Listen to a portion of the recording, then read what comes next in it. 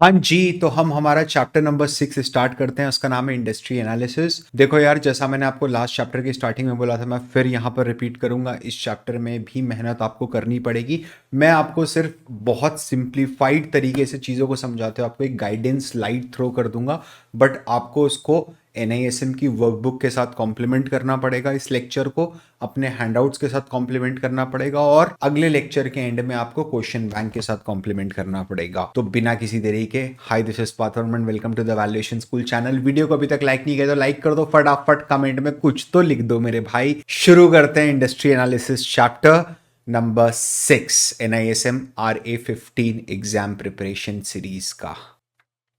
सबसे पहला मुद्दा है कि यार इंडस्ट्री एनालिसिस की जरूरत क्या है। देखो यार, इकोनॉमिक एनालिसिस से अपने को ये समझ में आता है कि इकोनॉमी ग्रो करेगी कि नहीं करेगी। ठीक है, इंडस्ट्री एनालिसिस से ये समझ में आता है कि जो भी इकोनॉमिक कंडीशंस होंगी, बेसिस आर इकोनॉमिक एनालिसिस, जो भी इकोनॉमिक कंडीशंस होंगी उसमें मेरी इंडस्ट्री कैसा परफॉर्म कर सकती है, कैसा परफॉर्म कर सकती है, ये समझ में आएगा। ठीक है, एज अ रिसर्च एनालिस्ट आपको क्या चीज़ों पे नज़र रखनी चाहिए। क्या आपको इंडस्ट्री एनालिसिस एक्सपर्ट बनना है? 10 साल का टाइम लगेगा, 10 साल minimum. As a research analyst आपको क्या करना चाहिए इंडस्ट्री के बारे में पता है?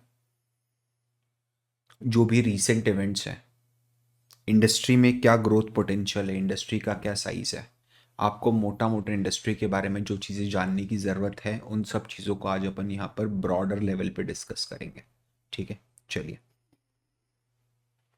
सबसे पहला जो चैलेंज आता है ना, वो आता है डिफाइन करना इंडस्ट्री में। ठीक है, जैसे इंडिया में एनआईसी कोड्स हैं, गवर्नमेंट ऑफ इंडिया ने कोड्स बना रखे हैं जिस कोड के अंदर आप इंडस्ट्री को डिफाइन कर सकते हो। वैसे ही बॉम्बे स्टॉक एक्सचेंज ने भी अपना इंडस्ट्री क्लासिफिकेशन बना रखा है। बट उसके बाद भी कई कंपनीज ऐसी होती हैं जिनमें इंडस्ट्री डिफाइन करना अपने आप में बहुत बड़ा चैलेंज हो जाता है। जैसे फॉर एग्जाम्पल पीवीआर ले लो।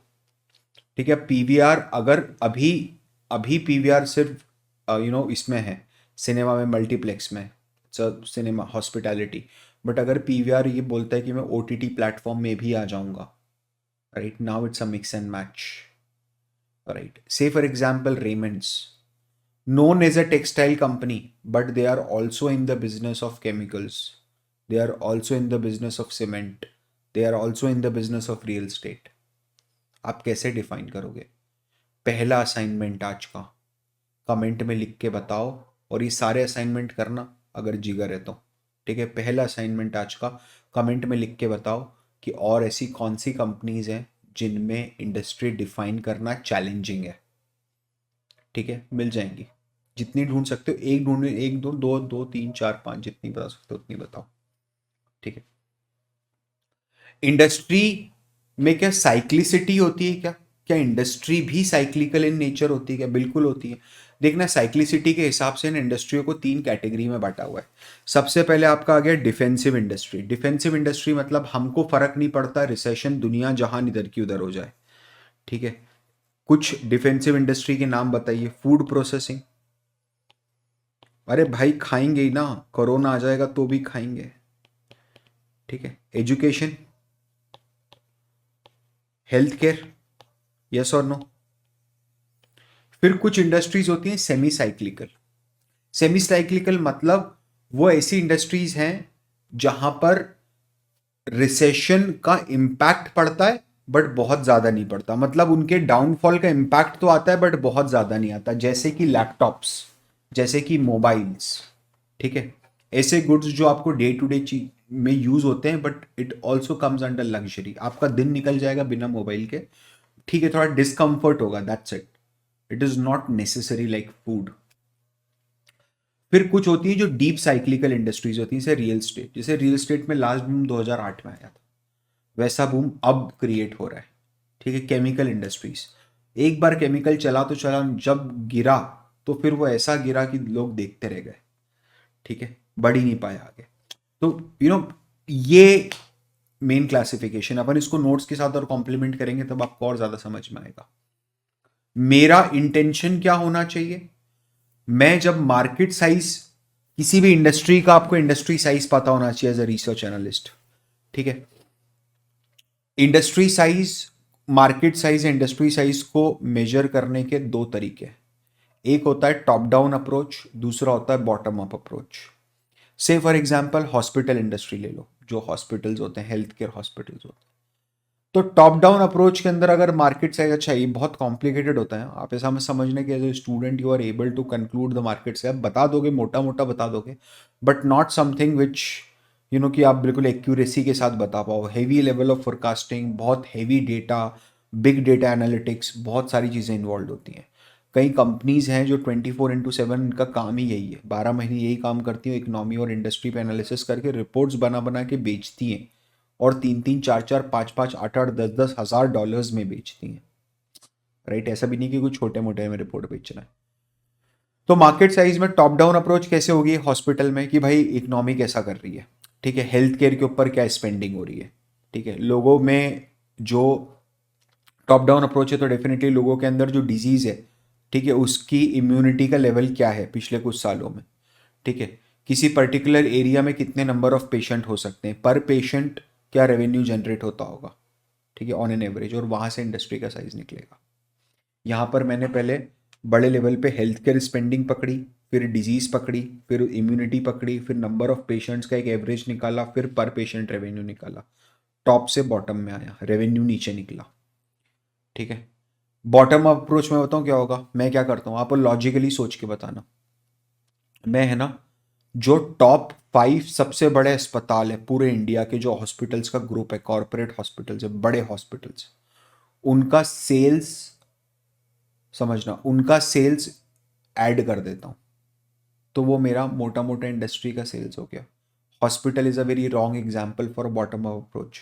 मैं आपको बेटर एग्जाम्पल देता हूँ, पेंट इंडस्ट्री।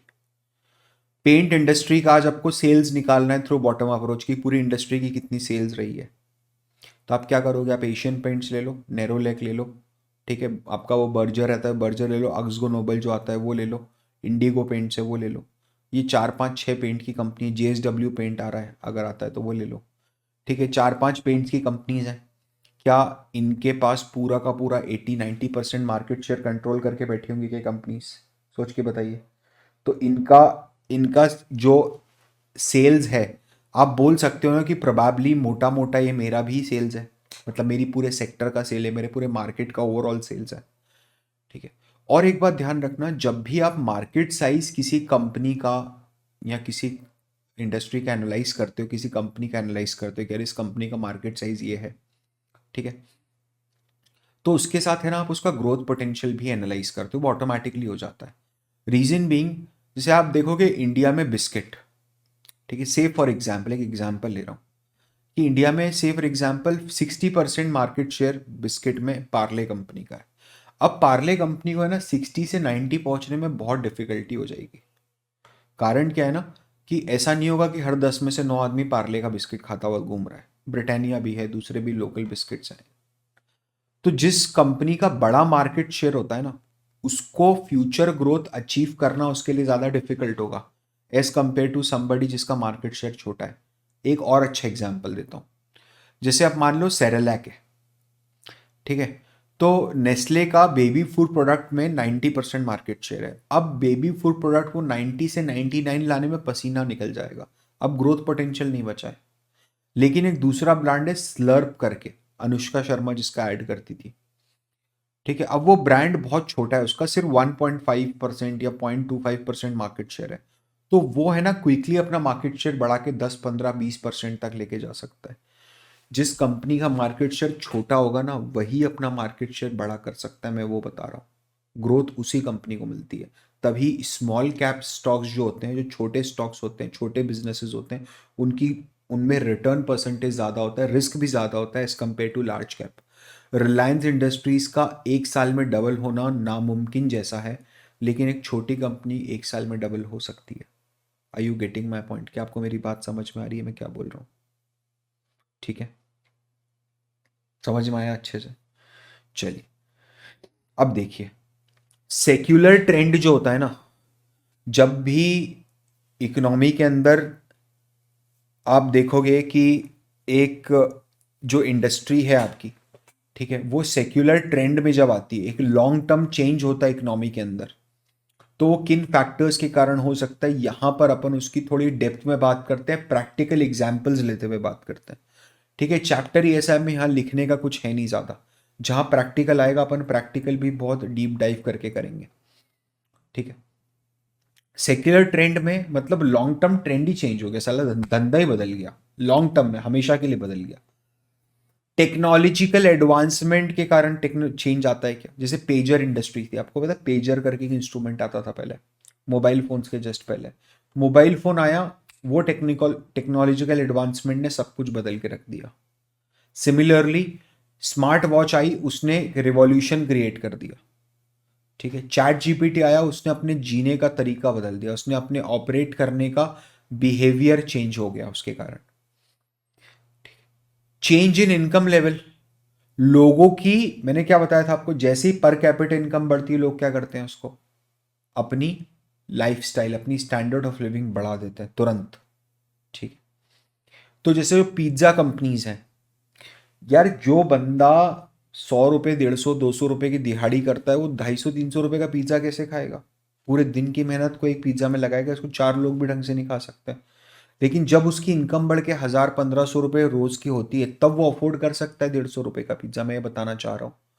ठीक है, डेमोग्राफिक चेंज मतलब जो माइग्रेशन होता है, मतलब रूरल से अब क्राउड धीरे धीरे अर्बन एरियाज की तरफ आ रही है, बच्चे आ रहे हैं, पढ़ने आ रहे हैं, फिर वो सेटल हो रहे हैं, तो माइग्रेशन हो रहा है, गांव से लोग विलेजेस से लोग अर्बन एरिया सिटीज की तरफ जा रहे हैं। जब वो जाते हैं ना, तो वो वहाँ के कल्चर को अडॉप्ट कर लेते हैं। कल्चर तो अलग से ही है, लेकिन कुछ चीज़ों जैसे कोको कोला का कंजम्पशन बढ़ जाएगा, पिज्ज़ा का कंजम्पशन बढ़ जाएगा, जूडियो जैसी जगहों का कंजम्पशन बढ़ जाएगा। फिर सेक्युलर ट्रेंड आने के क्या रीजंस हो सकते हैं? कल्चर का रीजन हो सकता है कि कोई कल्चरल चेंज आ गया, राइट, कोई टेस्ट में चेंज आ गया, कोई प्रेफरेंस में चेंज आ गया, कंज्यूमर प्रेफरेंस में चेंज आ गया, कि लोग पहले कुछ और पसंद करते थे, अब लोगों की पसंद ही पूरी तरीके से बदल गई, अब लोग उसको देखते भी नहीं है, जैसे वीडियोकॉन टेलीविजन नहीं देखते हैं लोग उसको। फिर रेगुलेशन के थ्रू चेंज आ गया, मतलब गवर्नमेंट ने कागज लहरा दिया आपके सामने कि कल से सट्टेबाजी बंद, बंद करो ऑनलाइन गेमिंग। समझ रहे हो आप, ट्रेंड चेंज हो गया। Are you getting my point? क्या आप लोगों को ये बहुत अच्छी तरीके से समझ में आ रहा है? जब सेक्युलर ट्रेंड, जब ट्रेंड लंबे समय के लिए चेंज होता है ना, तो वो अपने साथ एक कंसेप्ट को लेके आता है जो बहुत अच्छे से समझना। मैं बोलता हूँ, अगर अभी तक का, आज तक का जितने भी मैंने आपको कंसेप्ट समझा है, उसमें सबसे इंपॉर्टेंट अगर कोई कंसेप्ट है तो वो ये वाला कंसेप्ट है। वो कंसेप्ट है the concept of value migration. इसको ध्यान से सुनना और इसको समझना। क्या होता है ना, हाँ मैं निकाल दिया पेन। क्या होता है ना, जब ट्रेंड लॉन्ग टर्म के लिए चेंज होता है ना, तब वैल्यू माइग्रेट होती है। वैल्यू माइग्रेट होती है मतलब पैसा एक जगह से दूसरी जगह पर जाता है।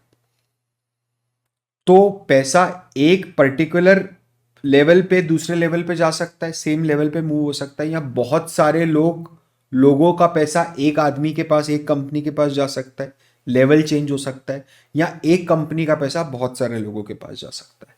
मैं आपको एक एग्जांपल देके समझाता हूँ। ठीक है, जैसे मान लो ये चिंटू है, ठीक है, और ये अपनी कैब चलाता था पहले, इसको बोलते थे चिंटू कैब। ठीक है, और इसमें यहाँ पर साइड में मीटर वीटर भी लगा हुआ है। पहले है ना Chintu, black and white cab थी इसकी, येलो ब्लैक येलो कैब थी, वो चलाता था मस्त एकदम, घूमता रहता था दिन भर, राइट नाइट भी ड्यूटी करता था। फिर क्या हुआ, एक टेक्नोलॉजिकल एडवांसमेंट आया, और चिंटू जैसे बहुत सारे लोग थे ना, बहुत सारे लोग थे, बहुत बहुत सारे। फिर एक टेक्नोलॉजिकल एडवांसमेंट आया, ओला। टेक्नोलॉजिकल एडवांसमेंट तो आया ही आया, लोगों का इनकम लेवल भी इंप्रूव हुआ। ठीक है, और कंज्यूमर का प्रेफरेंस भी चेंज हो गया। अब रोड पे खड़े होके नहीं करना है उसको, उसको ऐप से बुक करना है गाड़ी, ड्राइवर आके गाड़ी लगाएगा। तो क्या हुआ फिर, ओला के जो भाविश भाई हैं, क्या वो करोड़पति बन गए क्या इसके कारण? क्या ये बहुत सारे लोगों की वैल्यू ओला की तरफ माइग्रेट हुई क्या? क्या ओला एक सक्सेसफुल प्लेयर बन के निकला? क्या वैल्यू माइग्रेशन का कंसेप्ट समझ में आ रहा है आपको? पैसा ट्रांसफर होता है एक जगह से दूसरी जगह पर, उसको वैल्यू माइग्रेशन बोला जाता है। ठीक है, बहुत गहरा कंसेप्ट है। मैं आपको एक चीज बताता हूं और ये आपके लिए होमवर्क भी होगा। तो मोतीलाल ओसवाल जो है ना, मोतीलाल ओसवाल, वो ग्रुप का एक वैल्यू क्रिएशन स्टडीज आती है। ठीक है, ये हर साल इन्हें एक पेपर निकालते हैं, बहुत बढ़िया होता है, आपको सारा पढ़ना चाहिए। पिछले 10-15 सालों के जितने मिल जाए ना, सबको निकाल के प्रिंट आउट करा के उसको स्पाइरल बाइंडिंग करा लो और उसको पढ़ो। आपको आपके कंसेप्ट बहुत क्लियर होंगे। इसमें है ना एक पेपर है वैल्यू माइग्रेशन पे, वो जरूर पढ़ना, वो जरूर पढ़ना।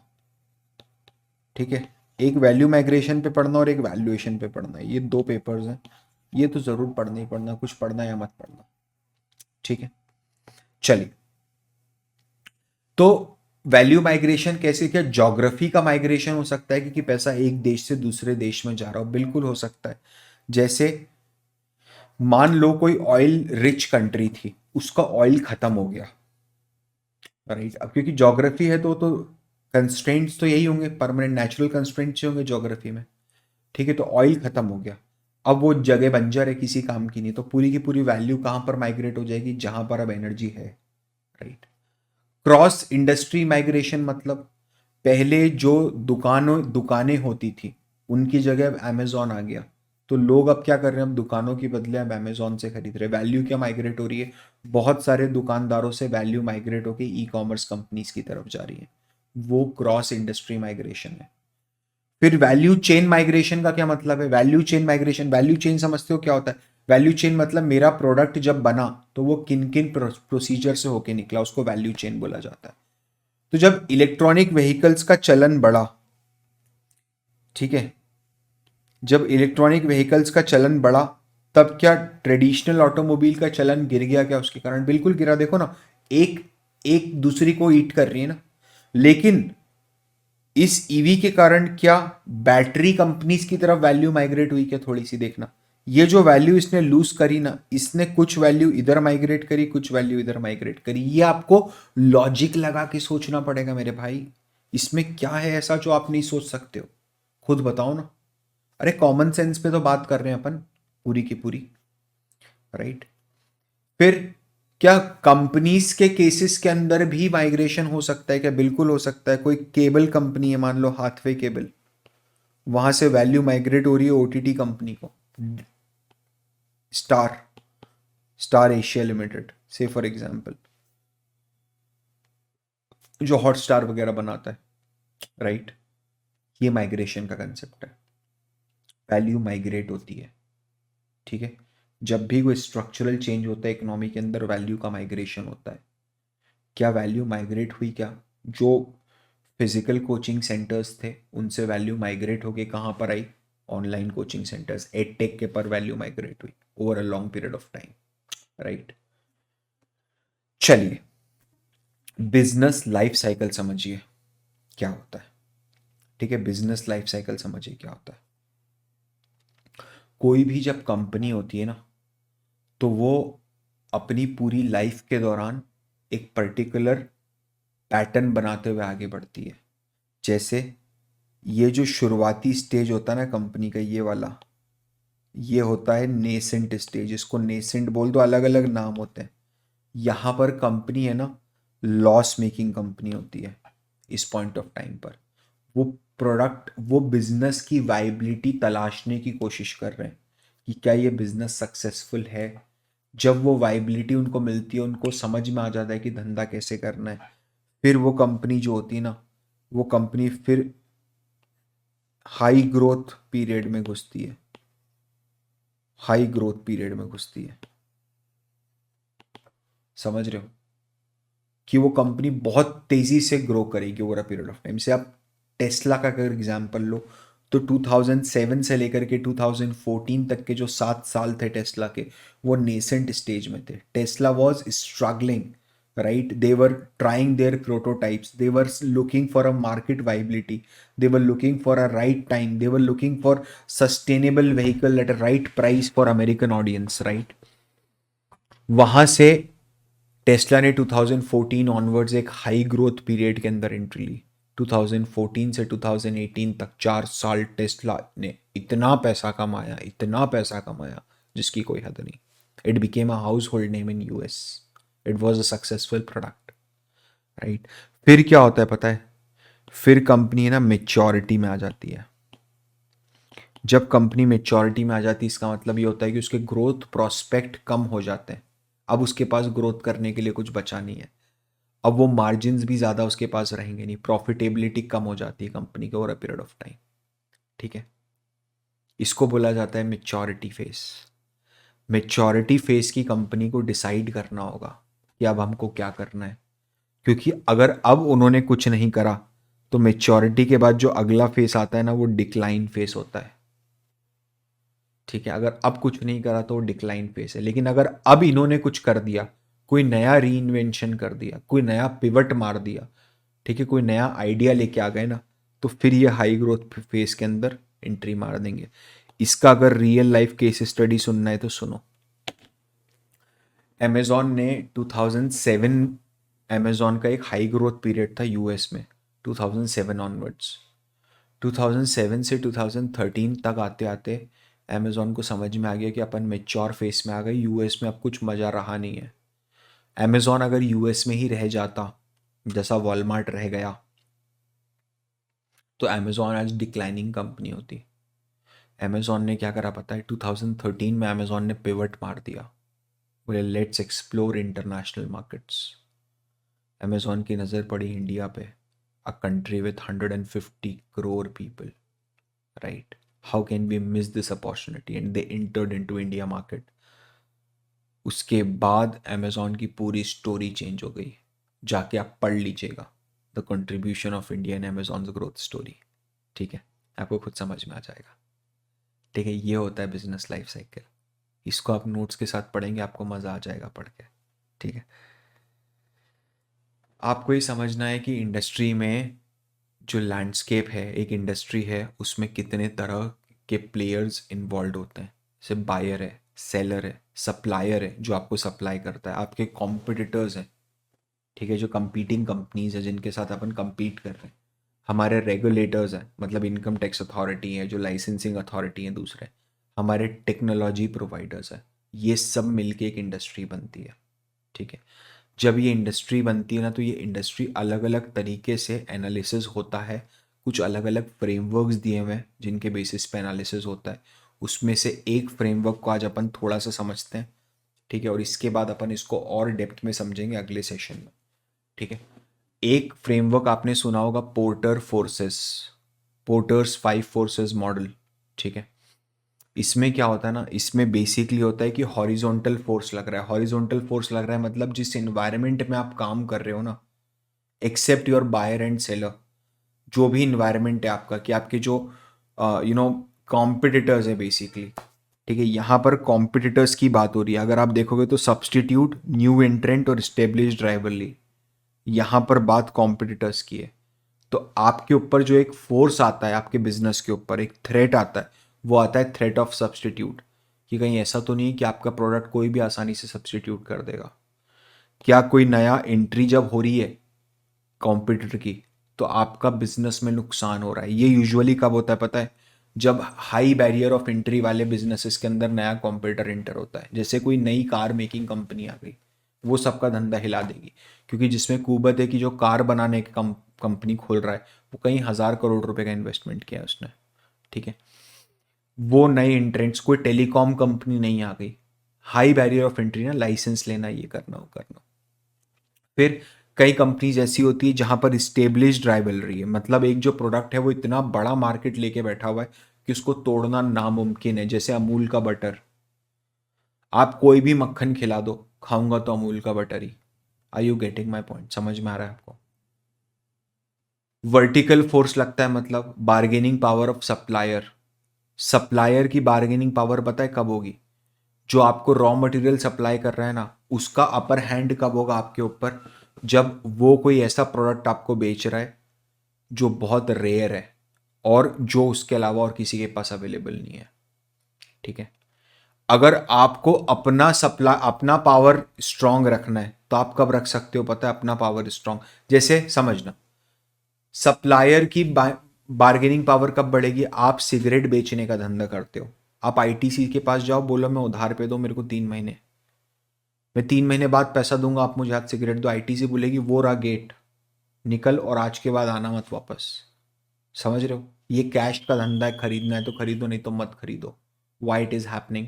Because ITC is having a rare product जो आईटीसी के अलावा और किसी के पास नहीं है, छोटी गोल्ड फ्लेक। समझ रहे हो? अरे नालायको, नो स्मोकिंग एट ऑल। समझ रहे हो आप? बायर, आपकी bargaining power as a buyer कब बढ़ेगी पता है? जब आप क्वांटिटी में माल लेते हो तब। जैसे डी मार्ट से ज्यादा तगड़ा नेगोशिएशन कोई कर ही नहीं सकता, क्योंकि वो ट्रकों में बात करेगा। समझ लो, लॉन्ग टर्म कॉन्ट्रैक्ट में घुस जाएगा कि चल अगले 5 साल तक के लिए रेट फिक्स कर दे पार्ले जी। राइट? ये अपन समझेंगे। आप अभी यहां तक मैंने जितना समझाया है ये बहुत ज़्यादा है समझने के लिए। जब आप इसको नोट्स में पढ़ोगे और इसको वर्कबुक में पढ़ोगे, मैंने समराइज करा है आपके लिए, बट एक्चुअल में it is very difficult. Right? तो आप इसको बहुत अच्छे से पहले वर्कबुक से पढ़ो, नोट से पढ़ो, और फिर आप इसको यहाँ तक पूरा नोट से पढ़ के कंप्लीट करके रखो। इसके आगे का पोर्शन अपन कवर करेंगे अगले सेशन में। This is Parth Varma signing off. Bye bye.